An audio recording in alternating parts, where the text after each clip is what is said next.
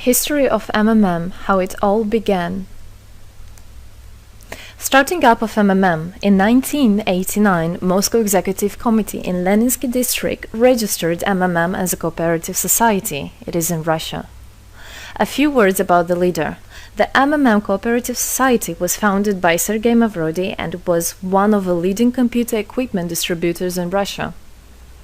Sergei Mavrodi, having a degree in maths, worked as a programmer and took part in the development of the first operating systems. Few words about his decision to make his own company is the fact that having worked as a simple worker from 8 to 5, he understood that freedom is the most important for him, because that work of 8 to 5 is literally a slavery. At any point, at any time, the company can throw you out and you'll be left without nothing, although you could have worked in that company for years and years. So he realized it. This is why he decided to create his own child, and he knew whatever his efforts will be, it will come back to him in form of dividends and income. Free of charge travel campaign. In 1992, the brand became universally recognizable after Mavrodi offered several times to all the residents of Moscow a day of free of charge travel in metro, Moscow subway. Pretty smart. Birthday of MMM. On October 20, 1992, the joint stock company MMM was registered. In fact, it is a birthday of MMM in the traditional form in which people got used to consider it. The shares of MMM on sale. February 1st, 1994, the shares of MMM went on sale, and people immediately began to buy them. Moreover, the company willingly bought them back on a new, higher rate, which grew very fast at about 100% per month.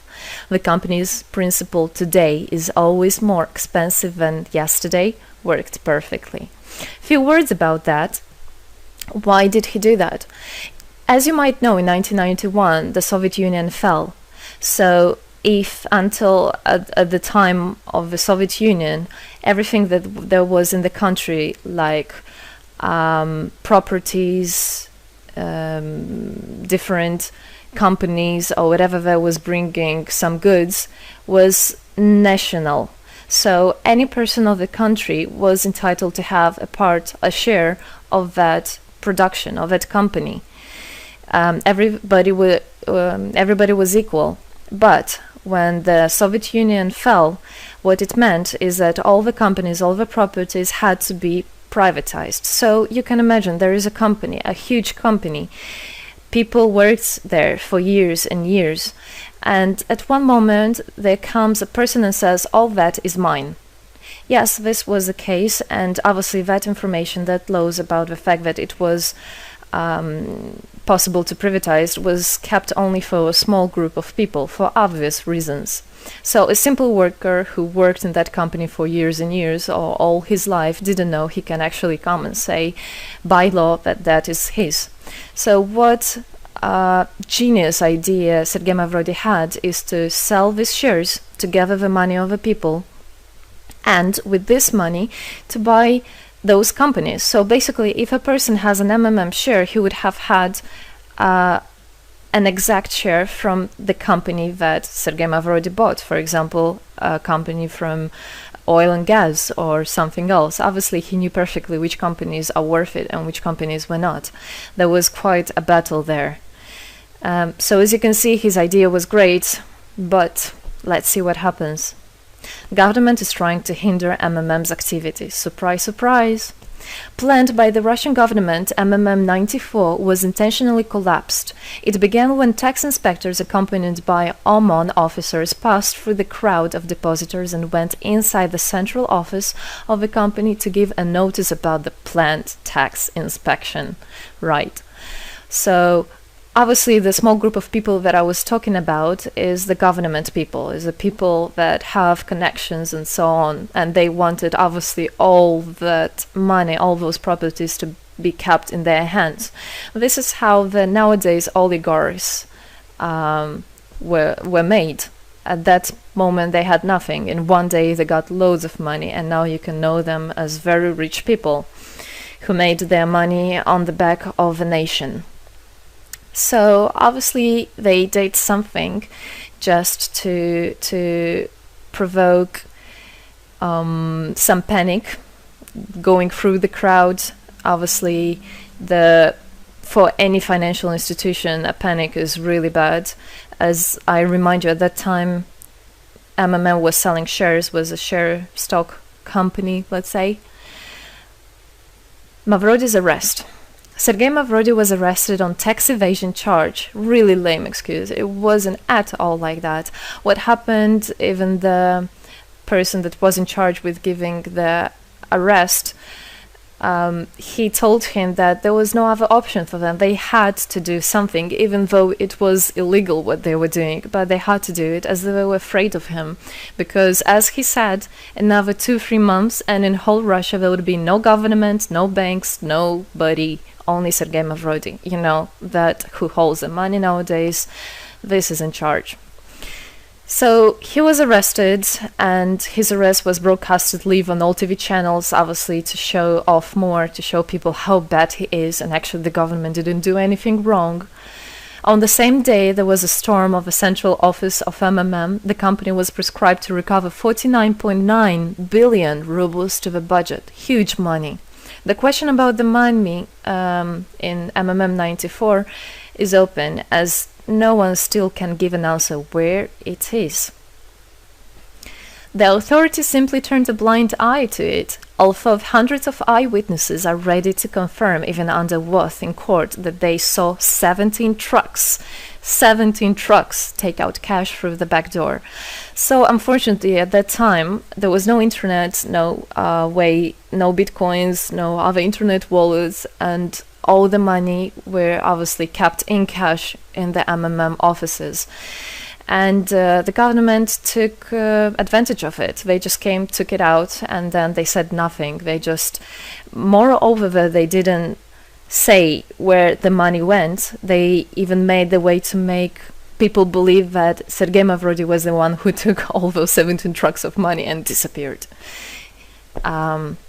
But obviously it wasn't the case. It was a simply lame excuse. Demonstrations against state authorities. August 1994. Thousands of MMM depositors affected by the artificial collapse of the pyramid protested and demanded to set Mavrody free. Actually, Mavrody could have used his powers and do huge, bigger protests, but he decided not to do that, as that would made as obvious a different protests of this type. Could be people injured or even killed, so he decided not to use people in this purpose.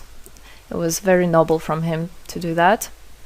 MMM leader became a deputy. However, he found a way to get out of the prison. Being imprisoned, Sergei Mavrody had managed to register as a candidate for a deputy of the State Duma and was released from prison. He won the elections by a landslide and became the deputy of the State Duma of the first convocation.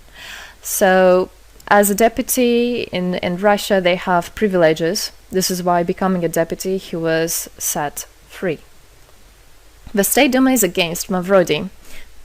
Surprise, surprise! The State Duma deputies deprived Sergei Mavrody of his deputy plenary powers due to his permanent absence at the Duma's meetings. That incident was the only one in New Russia's history. Sergei Mavrody wasn't interested at all in politics. It's not he hates politics, as he said it many times. So he became a deputy only for the reason to get out of a prison. That's it. He wasn't interested to go to their meetings, as he himself considered as well the people there as being quite silly and not worthy to spend time with. But this was another lame excuse for them to deprive him by saying that he is absent. A candidate for presidency. The Central Election Commission registered the authorized representatives of the initiative group that had nominated Mavrody as a candidate for the president of Russia, but subsequently rejected a significant part of the signatures in the support of a candidate, and his registration was renounced.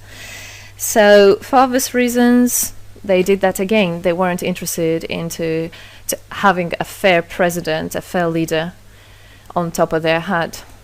Revival of MMM, January 2011. Sergei Mavrody renounced launching launching a new project of MMM 2011. Together we change the world.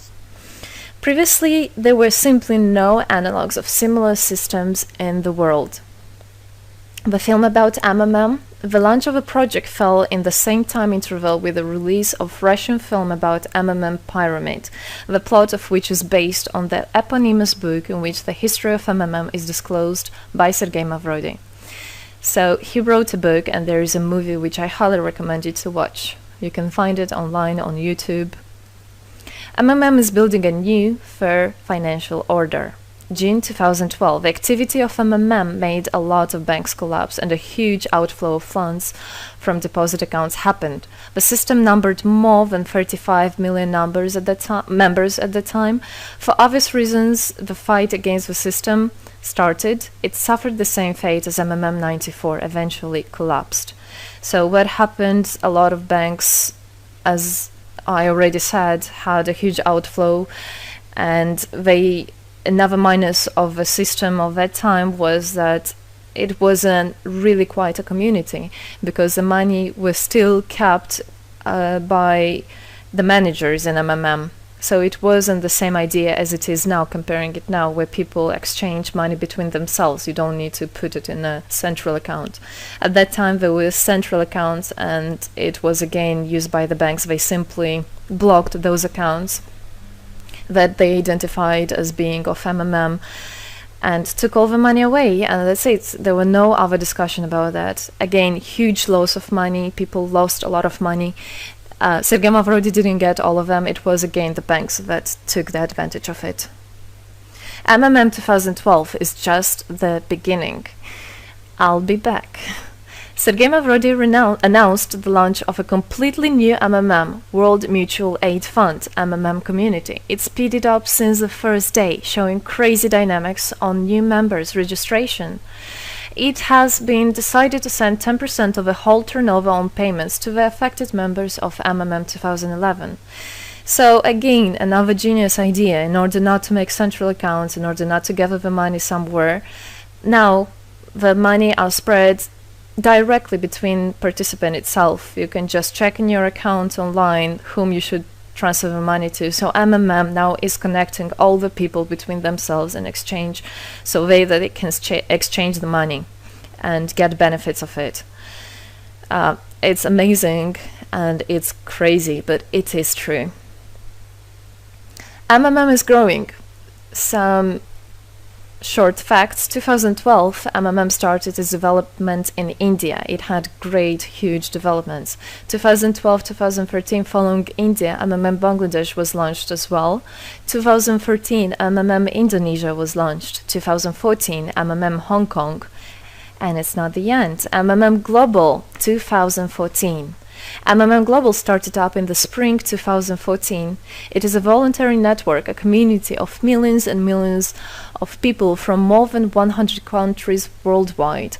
So there is already MMM settled in Argentina, Brazil, Philippines, Hong Kong and other, and all the rest of people in the world from all the countries of the world are able to participate as well. So they rebelled against the financial slavery and combined their money for this purpose. So how it is possible? MMM, the Republic of Bitcoin. Bitcoin is another genius idea to set the world free. For MMM Global participants' convenience, there were some 20 ideas on funds transfers implemented. From now on, all the countries where you can buy and sell Bitcoins can be registered in a branch of Free People of the Republic of Bitcoin. Thus, there is no barriers to develop MMM in small countries due to their restrictions on the international bank transfers. Banks. This is not something that we would want to use, as the banks can anytime put restriction on an account or even block an account and take all the money. Yes, the banks can do that. Read better your contract. So, Bitcoins is really genius idea to do that. Join MMM Global, join our community, set the world free. Don't hesitate, don't even think of going back, just go always forward. We are writing the history right here and right now. We are not going to be any more slaves working from 8 to 5, having pennies for that. We want to hold our own money and to get the benefits of it. I don't want a bank to use my money for their own purposes. I want us people, free people, to use our money, to exchange the money when it is needed, and to help each other. This is really a great idea. And join us, write the history here today with us, and together we will indeed change the world.